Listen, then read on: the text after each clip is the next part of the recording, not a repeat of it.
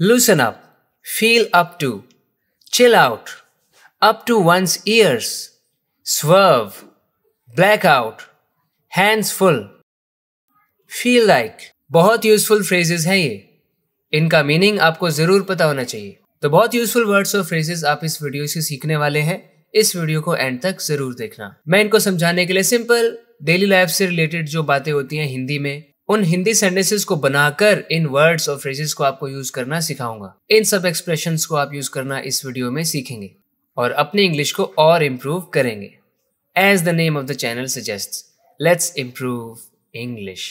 कुछ करने की हिम्मत नहीं है।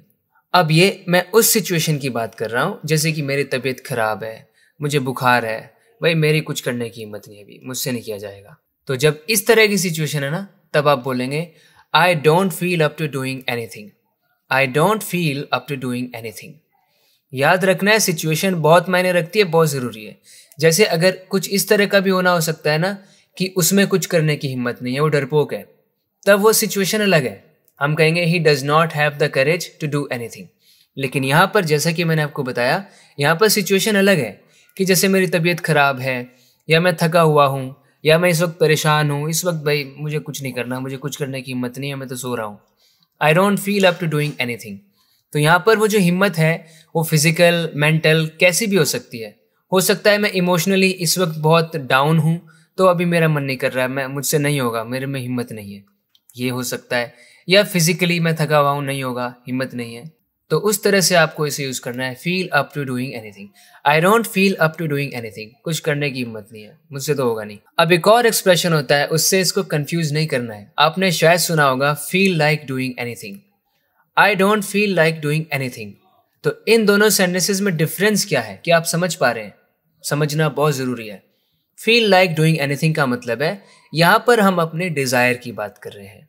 अगर मैं कहता हूँ I don't feel like doing anything, इसका मतलब कुछ भी करने का मेरा डिजायर नहीं है, इच्छा नहीं है, मैं चाहता नहीं हूँ कुछ भी करना। लेकिन ऊपर वाले का मतलब यहाँ पर डिजायर और चाहने से मतलब नहीं है। इसका मतलब है कि बस मुझसे होगा ही नहीं, मैं इस वक्त जो है फिजिकली या मेंटली तैयार नहीं हूँ इसके लिए, मुझसे नहीं होगा। और फील लाइक डूइंग एनीथिंग मतलब कुछ करने का मन ही नहीं है, मैं चाहता ही नहीं हूँ करना। Right? I hope you got the point. आज मुझ में जिम जाने की हिम्मत नहीं है, तो अब मैं थका हुआ हूँ, मैं आज जिम जाने की हिम्मत नहीं है, मैं नहीं जा रहा आज। I don't feel up to hitting the gym today. I don't feel up to hitting the gym today. तो फील अप टू के बाद आप एक वर्ब यूज करो, उसमें आईएनजी लगाओ। I don't feel up to hitting the gym today. मुझसे तो खाना बने नहीं अब, मुझसे तो बने नहीं अब। जैसे सुबह से शाम हो गई, हम कहीं से घूम कर आ रहे हैं और अब मैं थका हुआ हूँ, मुझसे नहीं बने अब खाना। It's been a hectic day and I don't feel up to cooking. बहुत काम किया है मैंने, मुझे नहीं बनाना खाना, मुझसे नहीं बने अब। It's been a hectic day and I don't feel up to cooking. I don't feel up to cooking. मेरी इस वक्त बर्तन धोने की हिम्मत नहीं है। I don't feel up to doing the dishes. बहुत ठंड का टाइम है, मैं तो नहीं धो रहा बर्तन, ठंडा पानी लगेगा, ठंड का टाइम है, सर्दी का टाइम है, मैंने धो रहा बर्तन, मुझसे नहीं धुले। It's cold, I don't feel up to doing the dishes. It's cold, I don't feel up to doing the dishes. तो इस तरह से आपको यूज करना है feel up to doing anything, feel up to doing something. तो अब इस एक्सप्रेशन का यूज करके आपको कुछ सेंटेंसेस बनाने हैं, जरूर बनाने, नहीं तो आप भूल जाएंगे। एंड इफ पॉसिबल आप कुछ सेंटेंसेस बनाकर कमेंट कर सकते हैं। I will tell you if they are right.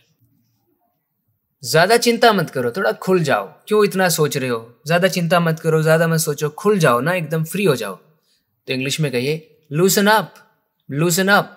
तो ये जब हम किसी को बोलते हैं ना लूसन अप, मतलब ज्यादा चिंता मत करो, खुल जाओ, ज्यादा सोचो मत, सब ठीक होगा, लूसन अप, तैयार हो जाओ, मजे करते हैं। जब ऐसा आपको इंस्पायर करना होता है, किसी को मोटिवेट करना होता है, चीयर अप करना होता है, तो आप बोलिए loosen up, come on, loosen up बड़ी, take it easy, take it easy, relax a bit, थोड़ा रिलैक्स करो, टेक इट इजी मतलब ज्यादा चिंता मत करो, चिल आउट करो, रिलैक्स करो, ज्यादा मत सोचो, केयर फ्री हो जाओ। Shake out the tension, shake out the tension, tension को हटा दो, एक तरफ कर दो, shake out the tension, chill out. सांस लेने तक का टाइम नहीं है मेरे पास। तो जब आपको कहना है ना सांस लेने तक का टाइम नहीं है, मतलब बिल्कुल टाइम नहीं है मेरे पास, बिजी हैं हम बहुत, तो इंग्लिश में कहेंगे I barely have time to breathe. I barely have time to breathe. ये जो बेयरली है ना, इस बेयरली का मतलब है कि शायद ही है, शायद ही टाइम है, बहुत कम टाइम है, मतलब कि सांस लेने का भी वक्त नहीं है। I barely have time to breathe. I have hardly a moment to catch my breath. मुश्किल से ही टाइम है मेरे पास सांस लेने का, कि सांस भी लेने का टाइम नहीं है। I have hardly a moment to catch my breath, ऐसे भी कह सकते हैं। आप कहिए I have next to no time to catch my breath. I have next to no time to catch my breath. I have no time at all. अगर आपको कुछ ऐसा कहना है, मेरे पास बहुत काम है, मेरे पास इस वक्त बहुत सारा काम है, बिल्कुल चैन नहीं है। तो जब भी आपको कुछ ऐसा कहना हो कि आपके पास बहुत सारा काम है, बिल्कुल वक्त नहीं है, बिल्कुल आप फ्री नहीं है, तो आप कहिए I have a lot on my plate. I have a lot on my plate, मतलब काम मेरे पास बहुत सारा है। अगर आप सोचे तो ये इडियम कैसे बना होगा इंग्लिश में, आई have a lot on my plate, मेरी प्लेट में बहुत सारा खाना है, उसे मुझे खाना है, उसमें मुझे वक्त लग रहा है। वो नहीं है, हमें शाब्दिक अर्थ में नहीं जाना, आपको ये समझना है। जब आपको कहना हो मेरे पास बहुत काम है, तो आप बोलो I have a lot on my plate. She has a lot on her plate. My father always has a lot on his plate. इस तरह। I am swamped with tasks. I am swamped with tasks. बहुत सारे काम है मेरे पास, मैं एकदम परेशान हूँ, एकदम उन कामों में दबा हुआ हूँ। I am swamped with tasks. I have got my hands full. I have got my hands full, मतलब मेरे पास और कुछ काम करने के लिए बिल्कुल भी समय नहीं है, मैं कर ही नहीं सकता हूँ, मैं सक्षम नहीं हूँ, क्योंकि पहले से मेरे पास बहुत काम है, मेरे दोनों हाथ भरे हैं। मतलब मैं एक हाथ से एक काम कर रहा हूँ, दूसरे से दूसरा, मतलब काम ही काम है, बिल्कुल वक्त नहीं है और तीसरा काम करने की या और कोई काम करने की गुंजाइश ही नहीं है। I have got my hands full. तो कोई आपके पास आता है, बोलता है मेरी मदद कर दो, या ऐसा कर दो, वहाँ चले जाओ, यहाँ आ जाओ, ऐसा कर दो, तो आप बोल सकते हैं I am sorry my friend, I have got my hands full. I have already got my hands full. पहले से मेरे पास बहुत काम है, अभी तो मैं कुछ नहीं कर पाऊंगा। I have got my hands full. I am up to my ears in work. I am up to my ears in work. ये थोड़ा इंटरेस्टिंग तरीका है इस बात को कहने का, कि मैं इतना काम है मेरे पास, मैं पाँव से लेकर सर तक ढका हुआ हूँ काम ही काम में। I mean you know what I'm trying to say. I am up to my ears in work. I am up to my ears in work. तो इस वाले का यूज जरूरी नहीं है कि आप काम के लिए ही करेंगे। कोई भी चीज़ बहुत ज़्यादा है, जैसे he is up to his ears in debt, उसके पास कर्ज इतना है, वो कर्ज में डूबा हुआ है, तो कहिए he is up to his ears in debt. मुझे झटके से गाड़ी मोड़नी पड़ी। अब आप बताओ इसे इंग्लिश में आप कैसे कहेंगे भला?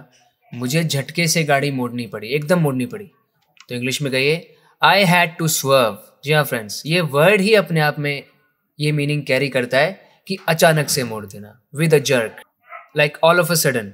आई हैड टू स्वर्व, तो स्वर्व के अंदर ही आ जाता है, like I was driving and I had to swerve, तो मतलब हो जाएगा झटके से मैंने गाड़ी मोड़नी पड़ी। द कार स्वर्व्ड टुवर्ड्स द पोल। झटके से गाड़ी पोल की तरफ मुड़ी। द कार स्वर्व्ड टुवर्ड्स द पोल। वो बेहोश हो गया। ये सिंपल सी बात है, वो बेहोश हो गया। इसे इंग्लिश में एक्सप्रेस करने के कई तरीके हैं, तो आप देखो ही ब्लैक्ड आउट। ही ब्लैक्ड आउट, तो यहाँ पे ब्लैक आउट का मतलब होता है वो बेहोश हो गया। ही couldn't see anything, everything went black for him, so he couldn't see anything, he blacked out. He became unconscious. He fainted. फेंट अपने आप में वर्ब होता है, उसकी सेकेंड फॉर्म आ गई फेंटेड। ही फेंटेड, वो बेहोश हो गया। ही पास्ड आउट। ही पास्ड आउट, तो पास आउट का मतलब है बेहोश हो गया। तो अब आप ये मत कहना I passed out from that college, गलत। हाँ, वैसे बहुत कॉमनली ऐसे बोलते हैं इंडिया में, हम ये बोलते हैं कि I passed out from that university, from that school, but actually में पास आउट का मतलब बेहोश होना होता है। So make sure you use it correctly now. He passed out मतलब वो बेहोश हो गया। And he became unconscious. He became unconscious, तो वो बेहोश हो गया। नॉर्मली क्या होता है ना, कई बार कुछ चीज़ें गलत होती हैं, लेकिन वो इतनी ज़्यादा कॉमन हो जाती हैं, बहुत सारे लोग उसको बोलने लग जाते हैं कि वो एक्सेप्टेबल हो जाती है।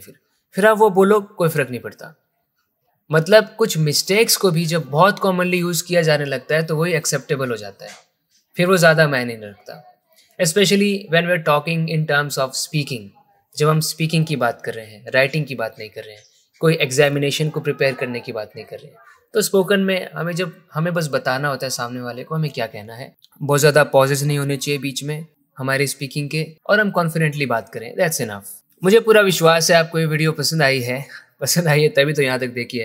तो वीडियो को लाइक ज़रूर करें, चैनल को सब्सक्राइब ज़रूर करें अभी तक अगर आपने नहीं किया है तो, क्योंकि अगर आपने सब्सक्राइब नहीं किया है तो by god let me tell you, you are missing out on a lot of things.